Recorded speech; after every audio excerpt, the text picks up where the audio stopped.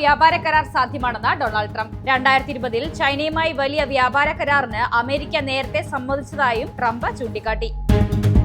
2030ഓടെ Indian passenger വാഹന വിപണിയിലെ 50% വിപണി വിഹിതം വീണ്ടെടുക്കാൻ ലക്ഷ്യമിടുന്നതായി മാരുതി സുസുക്കി. പ്രതിവർഷം ഉൽപാദനശേഷി 4 ദശലക്ഷം യൂണിറ്റായി ഉയർത്താനും കമ്പനി പദ്ധതിയിടുന്നു.